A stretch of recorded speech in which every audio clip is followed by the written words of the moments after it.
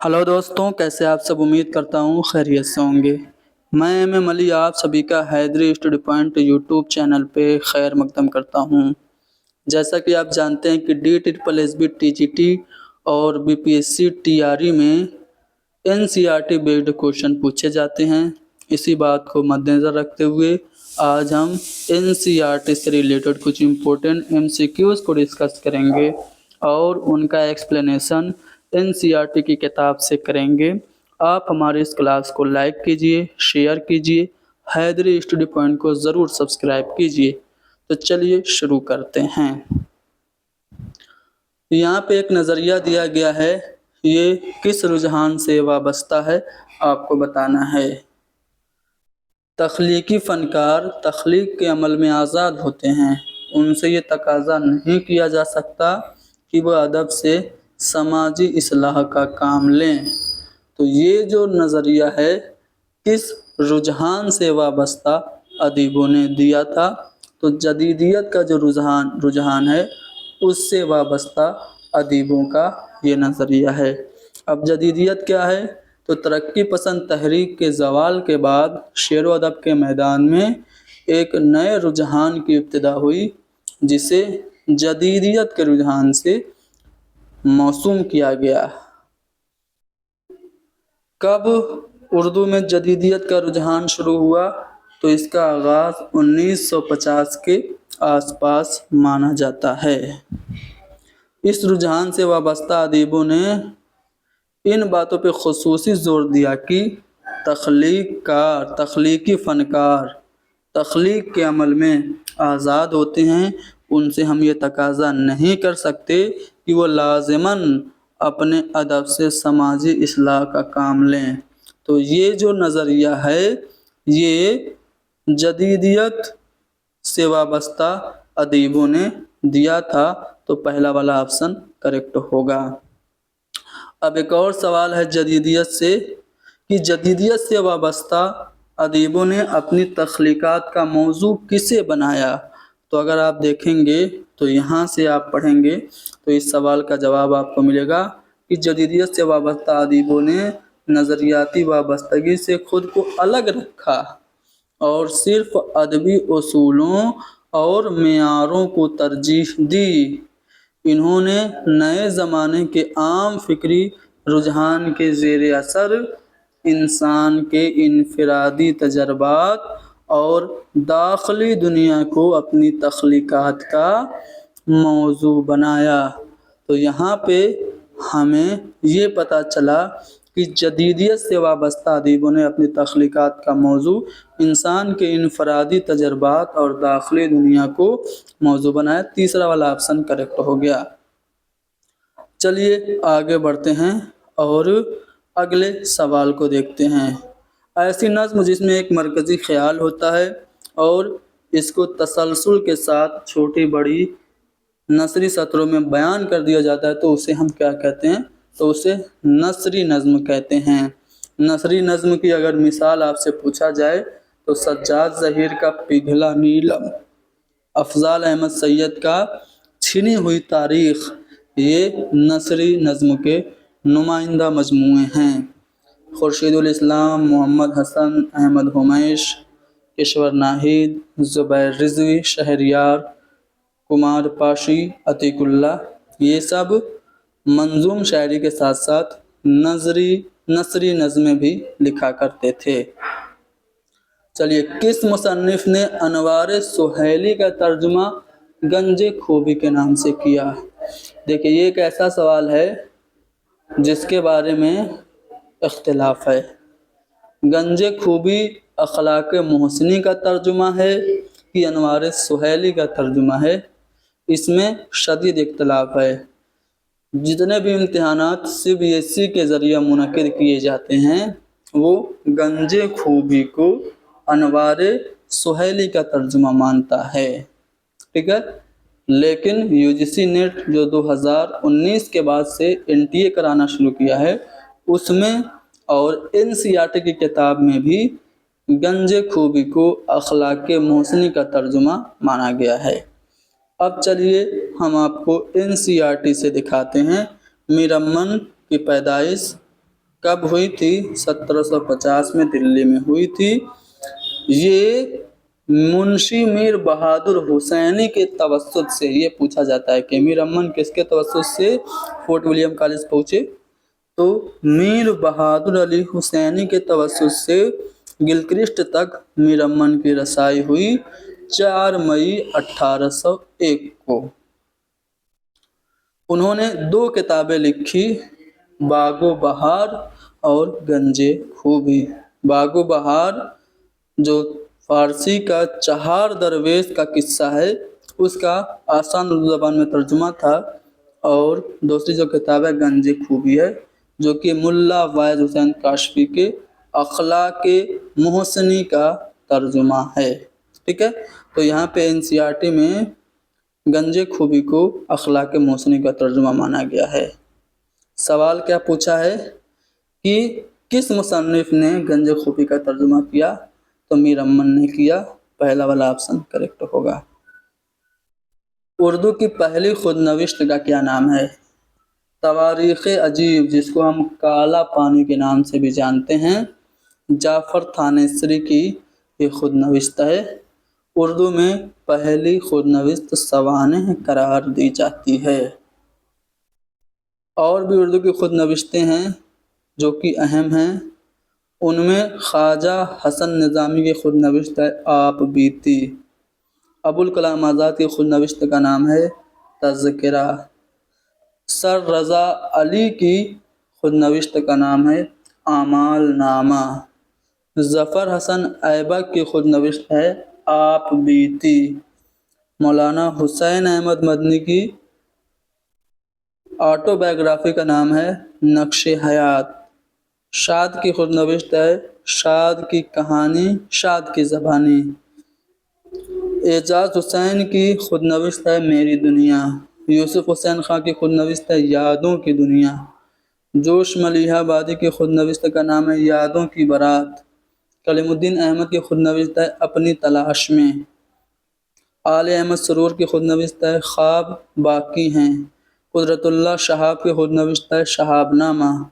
मुश्ताक अहमद यूसुफी की खुदनविश्त का नाम है ज़रगुज़श्त। गुलामुस सैयदैन की खुदनविश्त है मुझे कहना है कुछ अपनी ज़बान में। और अब्दुल माजिद दरियाबादी की खुदनविश्त का नाम आप बीती। और अख्तरुल ईमान की खुदनविश्त का नाम है इस आबाद खराबे में। सैयद मोहम्मद अकील रिजवी की खुदनविश्त है गौधूल। ठीक है, तो ये कुछ अहम खुदनविश्तें मैंने आपको बता दी, पूछी जा सकती हैं। बच्चों की नफ्सियात पर बेदी का कौन सा नाविल है? देखिए, ये सवाल ऐसा है जो कि कंट्रोवर्शियल है। बेदी का एक ही नाविल है, ठीक है, वो है एक चादर मैली सी। यहाँ पे अफसाना होना चाहिए था जो कि बच्चों की नफ्सियात पे मबनी है, वो है तुलादान। यहाँ पे आप देखेंगे तो बेदी के बारे में सभी अहम बातें दी गई हैं। 1915 में पैदा हुए, 1984 में इंतकाल हुआ, और इन्होंने जो अहम तसानीफ लिखी अफसानों में ज़ैनुल आबदीन, गरहन, कोख जली, लाजवंती, इसके अलावा गरम कोट, मन की मन में, 10 मिनट बारिश वगैरह है। बच्चों की नफ्सियात पे तुलादान और भोला उनके बेहतरीन अफसाने हैं। लेकिन यहाँ पे नावल पूछा जा रहा है क्वेश्चन में, तो तुलादान ये बच्चों की नफ्सियात पे मबनी बेदी का अफसाना है, नावल नहीं है, तो तुलादान सही होगा। इनका एक मात्र नावल कह लीजिए, या फिर एक लौता नावल कह लीजिए, या फिर उसको नावल भी कहा जाता है, एक चादर मैली सी है। ठीक है, फिराक गोरखपुरी को ज्ञानपीठ अवार्ड उनके किस मजमूए पे मिला? देखिए, उर्दू में 5 लोगों को ज्ञानपीठ अवार्ड मिल चुका है। जी हाँ, 5 लोगों को। कौन कौन? पहला है फिराक गोरखपुरी, जिनको गुले नगमा की वजह से 1969 में ज्ञानपीठ अवार्ड मिला था। ठीक है, उसके बाद कुरतुलैन हैदर हैं, پھر علی سردار جعفری ہیں اور شہریار ہیں، آپ کہیں گے 4 ہی ہوا۔ حال ہی میں گلزار صاحب کو بھی گیان پیٹھ ایوارڈ ملا ہے، جو کہ اردو کے ہی شاعر ہیں۔ تو ہم کہہ سکتے ہیں نا کہ اردو میں 5 لوگوں کو گیان پیٹھ ایوارڈ ملا۔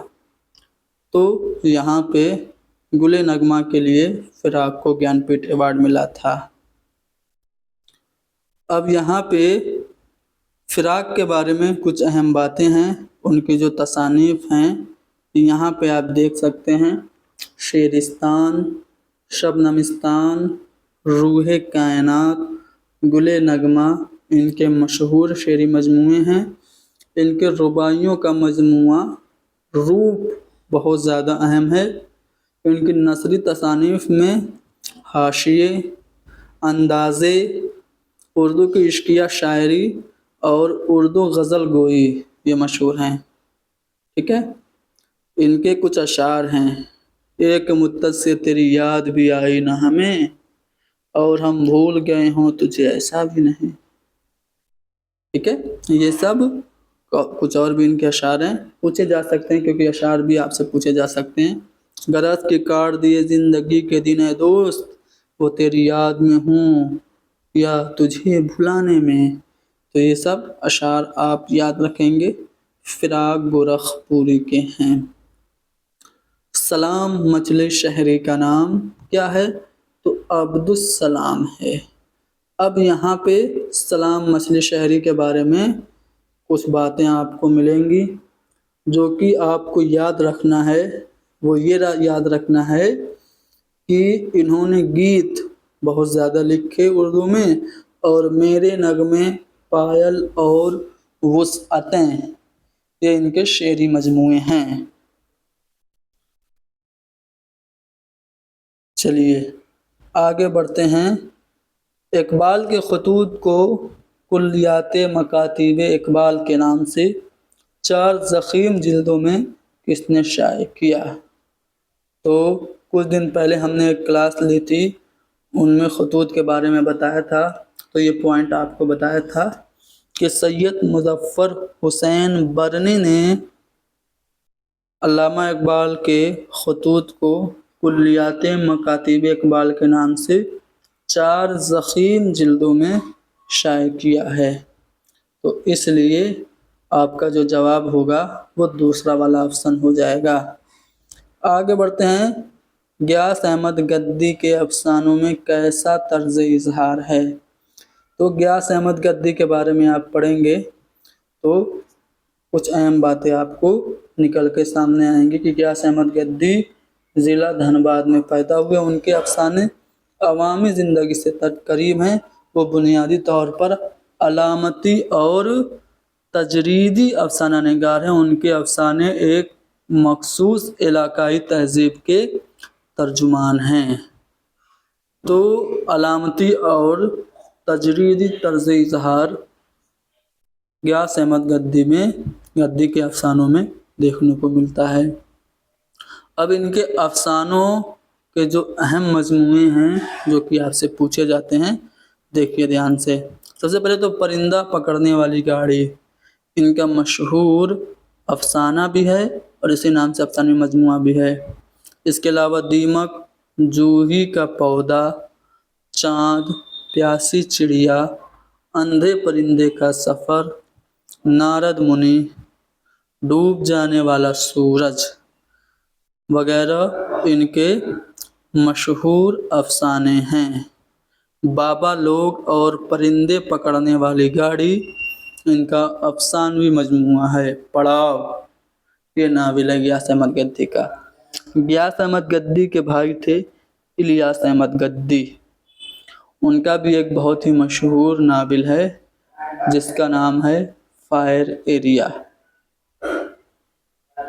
کسی واقعے یا حادثے سے فوری تحریک ملنے پہ جو روداد لکھی جاتی ہے اسے ہم کیا کہتے ہیں؟ رپورتاج کہتے ہیں۔ رپورتاج کے بارے میں یہاں پہ آپ کو دکھ جائے گا، یہ فرانسیسی زبان کا لفظ ہے، ٹھیک ہے۔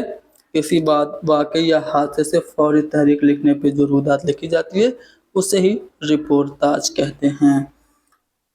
اگر ہم اردو کا پہلا معروف رپورتاج کون ہے یہ آپ سے پوچھیں تو کرشن چندر کا پودے ہو جائے گا۔ قرۃ العین حیدر، عصمت احمد ندیم قاسمی، ابراہیم جلیس، مسعود مفتی، سہیل عظیم آبادی اور صفیہ اختر وغیرہ نے لکھے ہیں رپورتاج۔ سوال آپ سے اس طرح پوچھا جا سکتا ہے کہ مندرجہ ذیل میں سے کس نے نہیں لکھے رپورتاج؟ تو یہ سبھی نام اگر آپ کو دکھ جائیں تو انہوں نے تو لکھا ہے، ان کے علاوہ اگر کوئی نیا نام ہوگا تو آپ کہیں گے کہ انہوں نے رپورتاج نہیں لکھا۔ خطوط غالب کا کلیات کس نے 5 جلدوں میں مرتب کر کے شائع کیا ہے؟ تو وہ ہیں ڈاکٹر خلیق انجم، یعنی کہ پہلا والا آپشن کریکٹ ہوگا۔ یہاں پہ آپ دیکھیں گے تو خطوط کے کچھ مجموعے ہیں جو کہ آپ دیکھ پا رہے ہوں گے۔ مرزا غالب کے خطوط کی کلیات ڈاکٹر خلیق انجم نے مرتب کر کے غالب کے خطوط کے نام سے 5 جلدوں میں شائع کیا ہے۔ غالب کے خطوط کے 2 اہم مجموعے کون کون سے ہیں؟ عود ہندی اور اردو معلی، ٹھیک ہے۔ اچھا، میں ایک سوال آپ لوگوں سے پوچھ رہا ہوں کہ مولانا ابوالکلام آزاد کے خطوط کا مجموعہ ہے غبار خاطر، جو کہ انہوں نے قلعہ احمد نگر کی جیل سے لکھا تھا، جس میں ٹوٹل 24 خط ہیں۔ انہوں نے کس کے نام لکھا تھا یہ آپ لوگوں کو کمنٹ میں بتانا ہے۔ کلاس یہیں پہ ختم کی جاتی ہے۔